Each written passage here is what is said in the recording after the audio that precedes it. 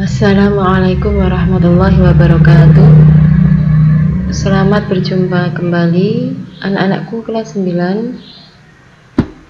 Gimana kabarnya hari ini? Semoga kalian dalam keadaan sehat walafiat. Amin. Hari ini pembelajaran IPA bertemu dengan saya, Bu Istiqomah. Sudah pada kenal kan ya? Karena kita sudah belajar di kelas 7 dan 8. Baiklah, sebelum pembelajaran dimulai, marilah kita baca basmalah. Bismillahirrahmanirrahim. Semoga apa yang kita pelajari hari ini dapat dipahami dan bermanfaat.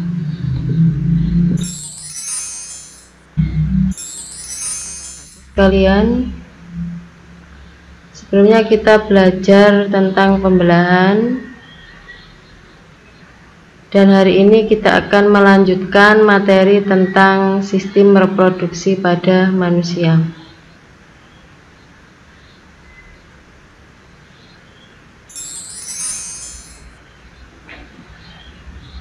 Setelah belajar hari ini, pengalaman belajar yang diharapkan ada 4 ya.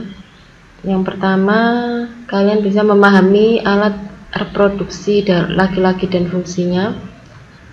Yang kedua, memahami proses spermatogenesis. Yang ketiga, memahami alat reproduksi wanita dan fungsinya. Dan yang terakhir, memahami proses oogenesis.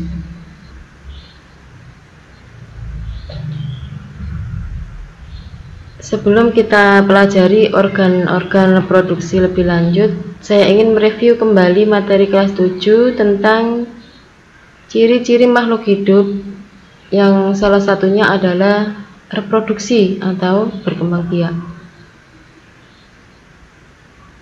Apa itu reproduksi? Reproduksi adalah usaha makhluk hidup untuk menghasilkan keturunan atau anak. Mengapa makhluk hidup bereproduksi?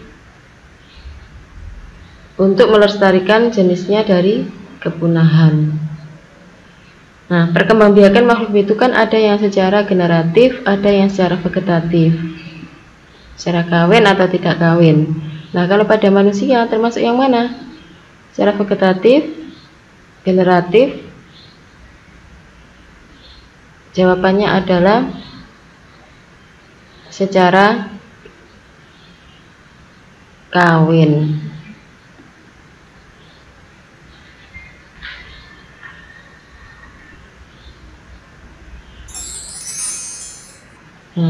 Berdasarkan posisinya, organ reproduksi laki-laki dibagi menjadi organ luar, organ dalam.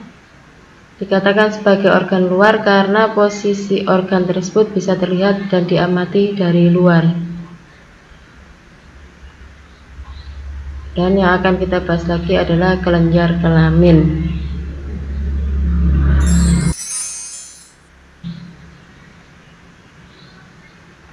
Adapun organ reproduksi luar adalah, coba diamati gambar ini.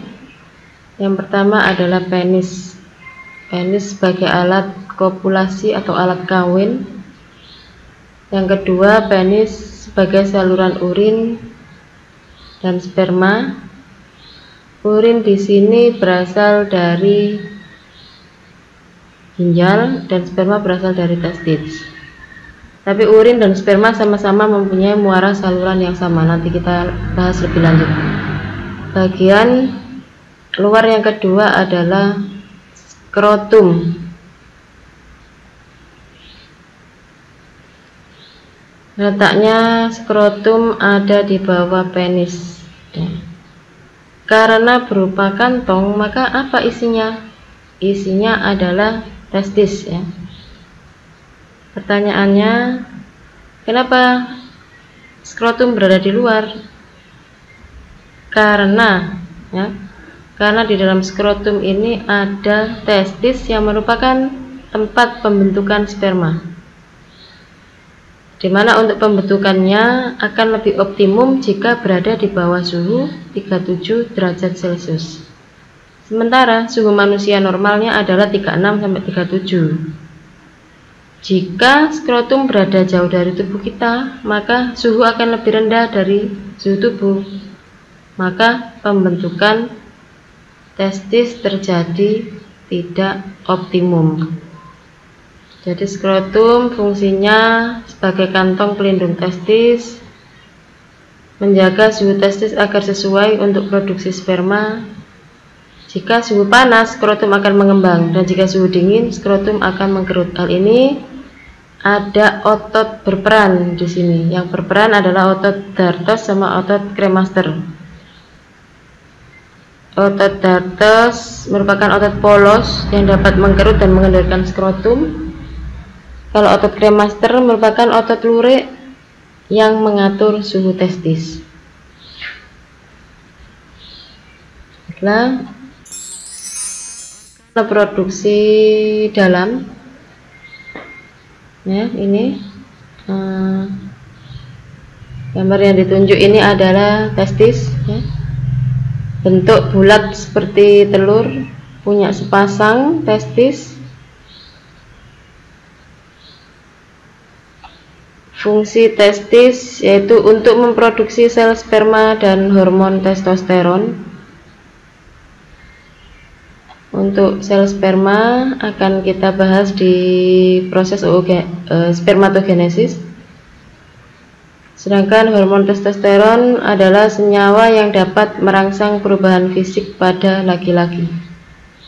Perubahan fisik, contoh perubahan fisik, jika seorang laki-laki itu sedang mengalami perubahan fisik menjadi remaja, maka akan tumbuh kumis, tumbuh jenggot, dadanya bidang, suaranya membesar, tumbuh rambut di beberapa daerah tertentu.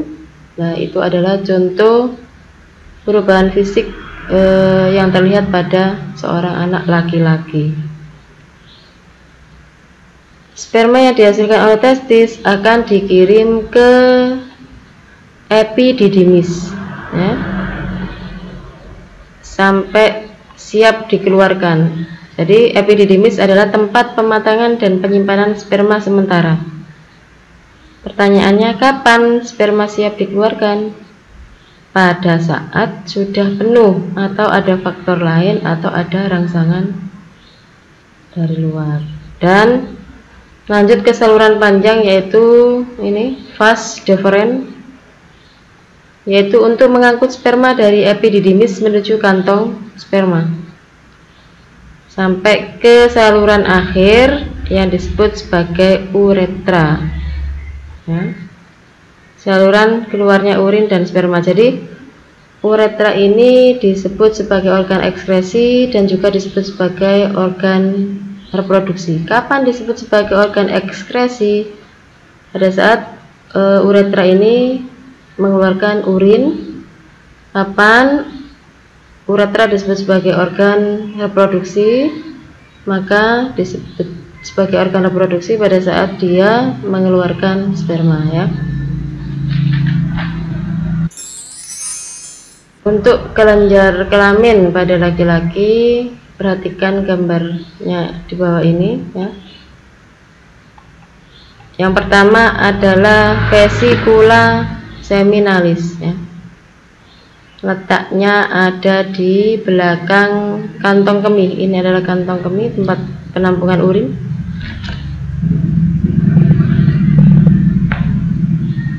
Menghasilkan zat yang bersifat basa, fruktosa, hormon prostaglandin, dan protein pembekuan.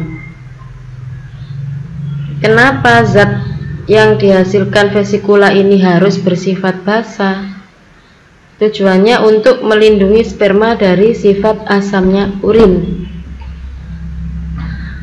Karena urin dan sperma kan salurannya sama-sama melewati uretra, maka jika sperma ini melewati uretra dan sisa urin masih tersisa di uretra, maka sperma itu akan mati. Supaya tidak mati, maka vesicula seminalis ini menghasilkan cairan yang bersifat basa untuk menetralisir asam yang tersisa di uretra tersebut ya. Yang kedua, vesikula menghasilkan fruktosa. Apa sih fruktosa itu? Fruktosa adalah sejenis gula monosakarida, yaitu gula sederhana yang langsung bisa digunakan untuk menghasilkan energi bagi sperma, seperti bisa berenang aktif menuju sel telur ya. Dan yang ketiga, vesikula menghasilkan hormon prostaglandin. Apa fungsinya? Fungsinya sebagai pelindung sperma juga, karena pada saat sel sperma masuk dalam tubuh wanita itu dianggap sebagai sel asing masuk, sehingga sistem imun tubuh cenderung menolak sperma tersebut. Nah, dengan adanya prostaglandin akan melemahkan imun tubuh atau meredakan imun tubuh tersebut, sehingga sperma bisa selamat bertemu dengan sel telur. Yang terakhir, vesikula menghasilkan protein pembekuan. Ini juga berfungsi untuk pelindung sperma, karena dengan adanya protein pembekuan ini maka sperma menjadi lengket. Adapun kelenjar yang kedua adalah kelenjar prostat,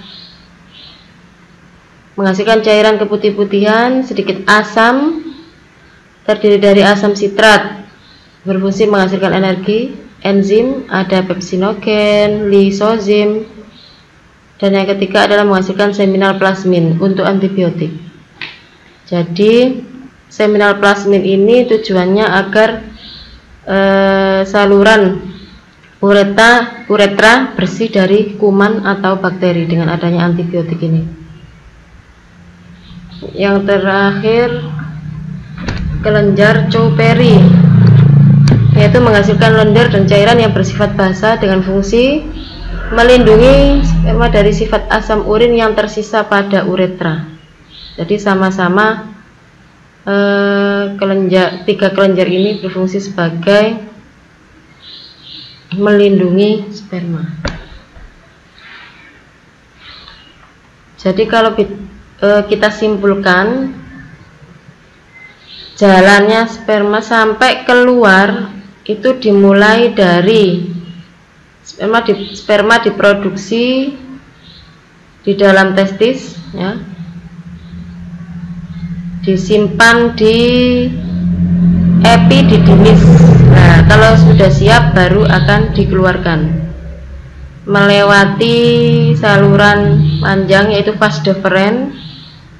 Sebelum masuk ke uretra oleh kelenjar vesikula ditambahkan cairan-cairan penyokong yang sudah kita bahas di atas. Terus ditambahkan lagi cairan oleh kelenjar prostat, Chow-Perry, dan akhirnya keluar dari uretra. Baiklah, organ reproduksi laki-laki sudah kita bahas beserta fungsinya. Sekarang kita lanjutkan ke proses pembentukan spermanya, atau istilahnya disebut sebagai spermatogenesis. Apa itu spermatogenesis? Yaitu proses pembentukan dan pematangan sel sperma yang terjadi pada testis. Apabila testis ini kita belah, kita iris secara melintang, diamati di bawah mikroskop, akan muncul sebuah tubulus ya. Tubulus ini artinya saluran, dan jika kita zoom maka akan terlihat bentukan seperti ini. Di dalam tubulus di sini ada yang namanya sel Leydig, ada yang namanya sel Sertoli.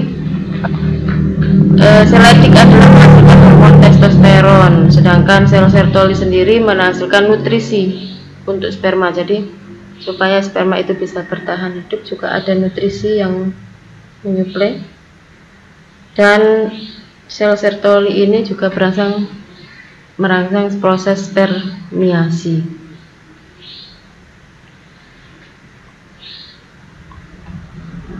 Jadi proses spermatogenesis dari sel germinal dalam tubulus melliferus yaitu diawal dari spermatogenium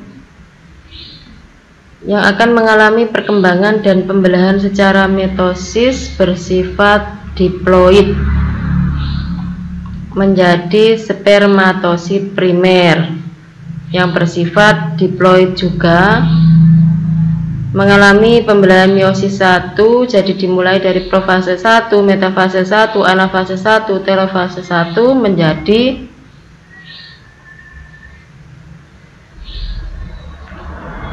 ini spermatosit sekunder yang bersifat haploid.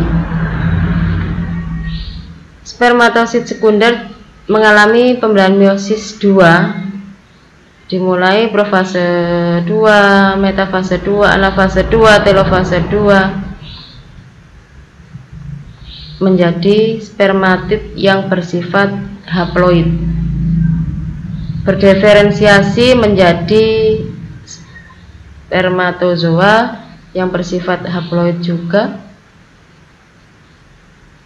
dimana nanti dihasilkan 4 sel sperma yang akan membawa kromosom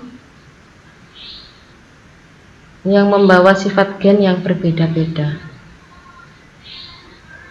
Pertanyaannya, kapan sel sperma ini dihasilkan oleh laki-laki? Yaitu pada saat dia sudah balik atau diawali mimpi basah. Sampai sepanjang hayat tetap akan berproduksi asal makan makanan bergizi ya. Jadi kalau bisa disimpulkan, spermatogenesis adalah proses pembentukan sel sperma yang berlangsung di dalam testis. Dihasilkan 4 sperma yang fungsional dimulai saat laki-laki mengalami pubertas, berlangsung terus-menerus sepanjang hayat. Nah, ini adalah gambarnya, terdiri dari ekor, bagian kepala, leher, bagian tengah. Nah, ini adalah akrosom, inti sel, mitokondria. Nah, ini bentuk sel sperma ramping dan adanya ekor karena untuk memudahkan dia bergerak aktif untuk menuju sel telur.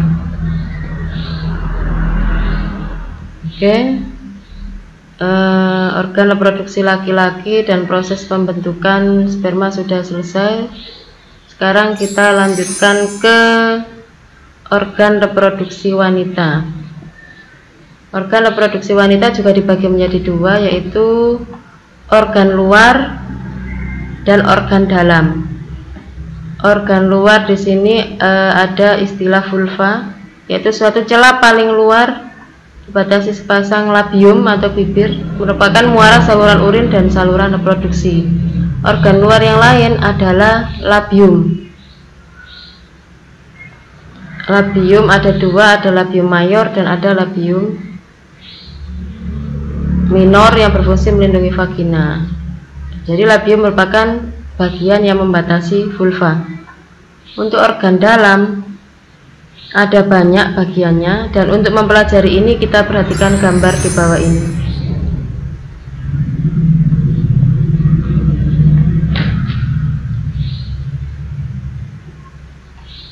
Bagian yang lebih dalam ada sepasang kanan kiri yang disebut sebagai ovarium. Ovarium menghasilkan sel telur atau ovum dan hormon estrogen dan progesteron. Sel telur yang dihasilkan dan berkembang di dalam folikel. Sini sel oosit atau calon sel telur berkembang sejak awal kehidupan wanita dan matang pada saat pubertas. Hal ini akan kita bahas pada oogenesis. Sel telur di sini, sel telur yang sudah matang akan dilepaskan dari ovarium sekali setiap bulan sekali. Proses pelepasan disebut Jadi proses pelepasan sel telur yang sudah matang di sini disebut sebagai ovulasi. Nah, sel telur yang sudah lepas akan dibawa kemana? Akan dikirim ke tuba Fallopi atau oviduk, merupakan saluran jalannya ovum dari ovarium menuju uterus, dan merupakan tempat terjadinya pembuahan, yaitu bertemunya sel telur dan sperma di sini di oviduk atau tuba Fallopi. Bagian pangkal dari tuba Fallopi adalah infundibulum yang memiliki fimbriae atau jumbai yang berbentuk corong untuk menangkap sel telur yang dikeluarkan oleh ovarium dan diteruskan ke rahim atau uterus, tempat tumbuh dan berkembangnya embrio. Jadi uterus adalah tempat tumbuh dan berkembangnya embrio, terdiri dari 3 lapisan. Yang pertama perimetrium atau lapisan luar, myometrium lapisan tengah, dan endometrium lapisan dalam. Nah, di endometrium inilah tempat menempelnya plasenta atau ari-ari, mana plasenta ini menyediakan oksigen dan nutrisi bagi embrio. Ketika bayi mau lahir, maka akan melewati bagian yang sempit yang disebut sebagai serviks, ya. Serviks mengalirkan darah ke vagina saat menstruasi, mengarahkan sperma ke rahim, mendukung kepala janin saat dilahirkan. Jadi bayi normal yang mau dilahirkan itu, maka yang akan keluar duluan adalah kepalanya. Keluarnya lewat saluran yang disebut sebagai vagina. Jadi vagina merupakan saluran darah saat menstruasi, jalan lahirnya bayi, dan sebagai alat kawin atau alat kopulasi. Pada daerah vagina ini, ya anak-anak, ada bagian yang disebut sebagai himen atau selaput darah. Secara biologi atau kesehatan tidak ada fungsi khusus, tapi kenapa Allah menciptakan organ itu terutama agar wanita itu bisa menjaga atau melindunginya dari hubungan bebas, karena keperawanan identik dengan selaput darah yang masih utuh atau belum robek. Jadi sebagai wanita, jaga diri baik-baik agar tidak sampai sobek, ya. Kalau sudah kita bahas organ bagian luar, bagian dalam, maka sekarang kita bahas peristiwa pembentukan urinnya, peristiwa pembentukan sel telurnya atau oogenesis. Dimulai dari oogonium yang melakukan pembelahan mitosis terus menerus sehingga akan dihasilkan oosit primer. Oosit primer ini bersifat diploid, yaitu kromosomnya sama atau berpasang-pasangan. Proses ini terjadi ketika wanita saat masih dalam kandungan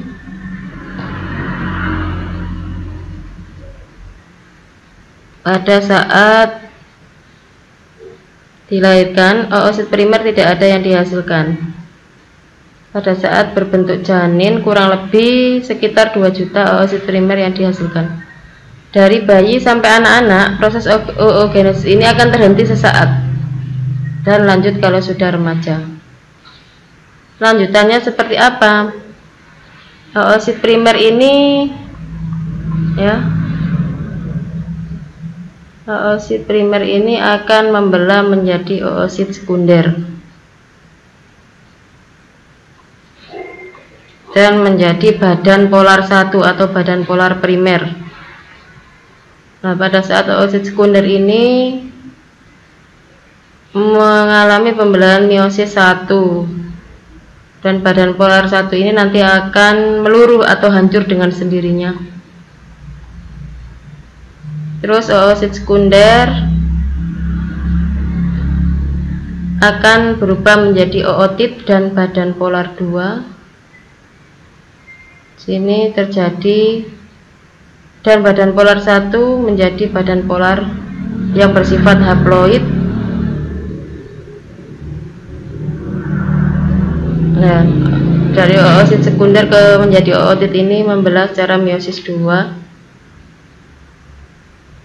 dan ootit akan berkembang menjadi sel telur atau ovum yang bersifat haploid.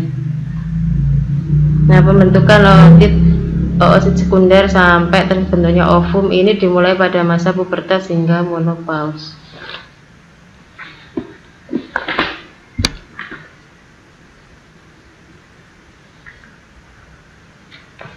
Jadi kalau disimpulkan, oogenesis adalah proses pembentukan dan pematangan sel telur terjadi pada ovarium. Untuk tiap oosit primer dihasilkan 1 ovum dan 3 badan polar. Prosesnya dimulai saat wanita masih dalam kandungan atau janin, berhenti sementara setelah lahir, dan dilanjutkan kembali saat remaja. Proses terhenti sesaat tidak hanya mulai bayi sampai anak-anak saja ya, tapi ketika pada saat ibu hamil sampai melahirkan sampai nifas, proses ini juga akan mengalami istirahat. Sehingga ibu-ibu yang punya banyak anak, maka masa istirahat pengeluaran sel telur akan lebih lambat, sehingga masa menopause-nya juga lebih panjang daripada ibu-ibu yang tidak punya anak atau sedikit anaknya.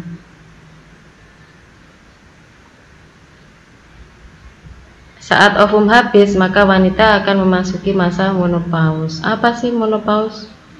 Yaitu berakhirnya siklus menstruasi secara alami sekitar umur 45-55 tahun. Demikian anak-anak untuk pembelajaran hari ini. Alhamdulillah semoga bermanfaat. Sedangkan untuk latihan di rumah bisa anak-anak lihat di slide berikutnya, ada 4 soal. Yang pertama, perhatikan gambar alat reproduksi laki-laki di bawah ini dan sebutkan bagian-bagiannya beserta dengan fungsinya dengan benar. Terus 2, kapankah sel sperma dihasilkan oleh laki-laki? Yang ketiga, kapankah sel telur dihasilkan oleh wanita? Dan yang keempat, mengamati organ reproduksi wanita, kamu sebutkan bagian-bagiannya dengan fungsinya. Tulis di buku, dijawab, terus besok waktu tatap muka dikumpulkan, difotokopi. Sekian, terima kasih.